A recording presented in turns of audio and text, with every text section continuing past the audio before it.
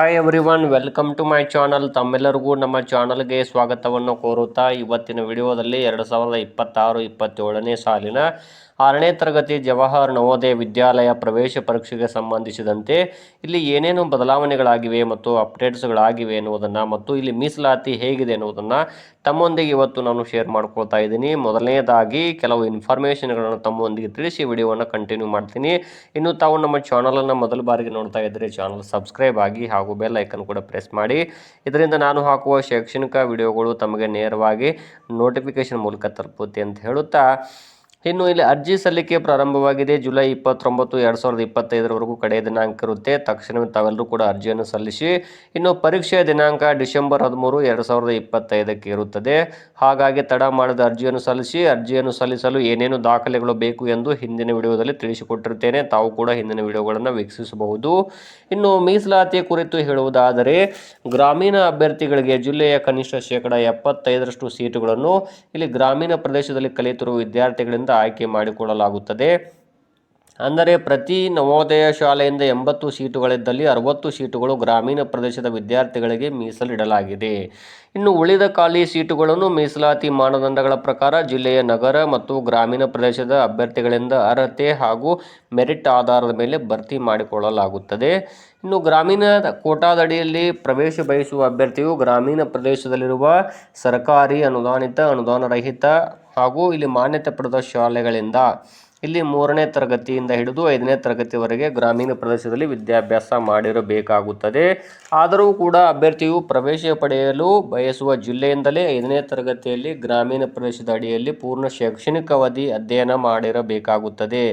ಇಲ್ಲಿ 6 ತಿಂಗಳು ನಗರ ಪ್ರದೇಶದಲ್ಲಿ, ಇನ್ನುಳಿದ 6 ತಿಂಗಳು ಗ್ರಾಮೀಣ ಪ್ರದೇಶದಲ್ಲಿ ಕಲಿತಂಥ ವಿದ್ಯಾರ್ಥಿಯಿಂದ ಇಲ್ಲಿ ಮೀಸಲಾತಿ ಸಿಗುವುದಿಲ್ಲ.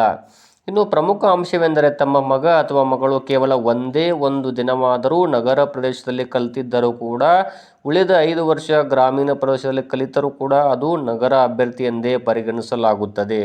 ಆದ್ದರಿಂದ ಸಂಪೂರ್ಣ ಗ್ರಾಮೀಣ ಪ್ರದೇಶದಲ್ಲಿ ಇಲ್ಲಿ ಕಲಿತಿರಬೇಕಾಗುತ್ತದೆ. ಇನ್ನು ನಗರ ಅಭ್ಯರ್ಥಿಗಳಿಗೆ ನೋಡಿ, ನವೋದಯ ಅರ್ಜಿ ಸಲ್ಲಿಸುವ ಕೊನೆಯ ದಿನಾಂಕದಂದು ಯಾವುದೇ ಸರ್ಕಾರಿ ಅಧಿಸೂಚನೆಯಿಂದ ವ್ಯಾಖ್ಯಾನಿಸಲಾದ ಪ್ರದೇಶಗಳನ್ನು ನಗರ ಪ್ರದೇಶಗಳೆಂದು ಪರಿಗಣಿಸಲಾಗುತ್ತದೆ. ಇನ್ನುಳಿದ ಪ್ರದೇಶಗಳನ್ನು ಗ್ರಾಮೀಣ ಪ್ರದೇಶವೆಂದು ಇಲ್ಲಿ ಪರಿಗಣಿಸಲಾಗುತ್ತದೆ. ಇನ್ನು ಮೀಸಲಾತಿ ಹೇಗಿದೆ ಅಂತ ನೋಡುವುದಾದರೆ, ಜಿಲ್ಲೆಯ ಕನಿಷ್ಠ 75% ಗ್ರಾಮೀಣ ಭಾಗದ ವಿದ್ಯಾರ್ಥಿಗಳಿಂದ ಆಯ್ಕೆ ಮಾಡಿಕೊಳ್ಳಲಾಗುತ್ತದೆ. ಉಳಿದ 25% ಗ್ರಾಮೀಣ ಮತ್ತು ನಗರ ಪ್ರದೇಶದ ವಿದ್ಯಾರ್ಥಿಗಳಿಂದ ಮೆರಿಟ್ ಆಧಾರದ ಮೇಲೆ ಆಯ್ಕೆ ಮಾಡಿಕೊಳ್ಳಲಾಗುತ್ತದೆ.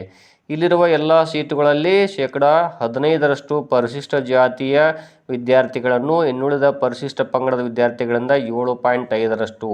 ಆದರೆ ಇಲ್ಲಿ ಪರಿಶಿಷ್ಟ ಜಾತಿ, ಪರಿಶಿಷ್ಟ ಪಂಗಡಕ್ಕೆ ಸೇರಿದ ಮಕ್ಕಳಿಗೆ ಸಂಬಂಧಪಟ್ಟ ಜಿಲ್ಲೆಯಲ್ಲಿ ಅವರ ಜನಸಂಖ್ಯೆಗೆ ಅನುಗುಣವಾಗಿ ಸೀಟುಗಳನ್ನು ಕಾಯ್ದಿರಿಸಲಾಗಿರುತ್ತದೆ. ಇನ್ನು OBC ಅಂದರೆ ಇತರ ಹಿಂದುಳಿದ ವರ್ಗದ ಅಭ್ಯರ್ಥಿಗಳಿಗೆ 27% ಸೀಟುಗಳನ್ನು ಇಲ್ಲಿ ಭರ್ತಿ ಮಾಡಿಕೊಳ್ಳಲಾಗುತ್ತದೆ. ಇನ್ನು OBC ವಿದ್ಯಾರ್ಥಿಗಳಿಗೆ ಮೀಸಲಾತಿ ಕಾಲಕ್ಕೆ ಅನ್ವಯವಾಗುವ ಕೇಂದ್ರ ಪಟ್ಟಿಯ ಪ್ರಕಾರ ಇಲ್ಲಿ ಜಾರಿಗೆ ಬಂದಿರುತ್ತದೆ. ಮತ್ತು ಇಲ್ಲಿ ಕೇಂದ್ರ ಪಟ್ಟಿಯು ಅಂದರೆ ಕೇಂದ್ರ ಪಟ್ಟಿಯಲ್ಲಿರುವಂತಹ ಎಲ್ಲ ಜಾತಿಗಳು ಯಾವಿದ್ದವು ಅವುಗಳಿಗೆ OBC ಅಡಿಯಲ್ಲಿ ಬರುವಂಥ ಜಾತಿಗಳಿಗೆ ಇಲ್ಲಿ OBC ಪ್ರಮಾಣ ಪತ್ರ ನೀಡಲಾಗುತ್ತದೆ. ಅದರ ಆಧಾರದ ಮೇಲೆ ಅವರಿಗೆ OBCಯಲ್ಲಿ ಮೀಸಲಾತಿಯನ್ನು ನೀಡಲಾಗುತ್ತದೆ.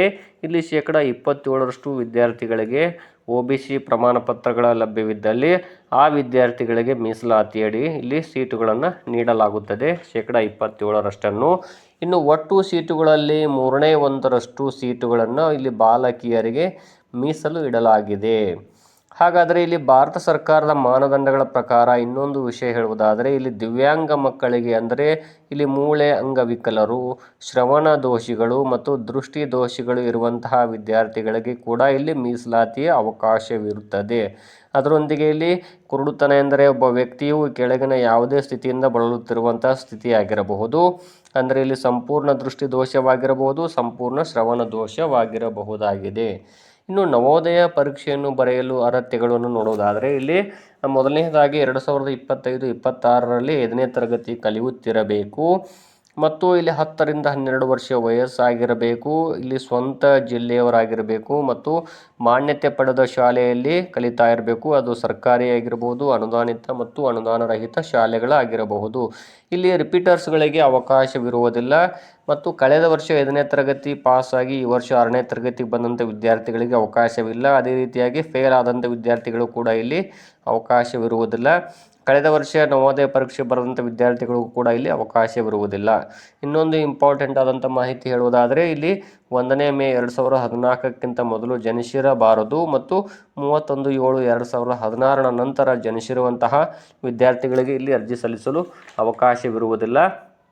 ಅದರ ಜೊತೆಗೆ ಮೀಸಲಾತಿಗೆ ಸಂಬಂಧಿಸಿದಂಥ ದಾಖಲೆಗಳನ್ನು ಕೂಡ ಇಲ್ಲಿ ತಾವು ಸಿದ್ಧತೆಯಲ್ಲಿ ಇಟ್ಕೊಂಡಿರಬೇಕಾಗುತ್ತದೆ ಅನ್ನುವುದು ಇವತ್ತಿನ ವಿಡಿಯೋದಲ್ಲಿ ತಮ್ಮೊಂದಿಗೆ ನಾನು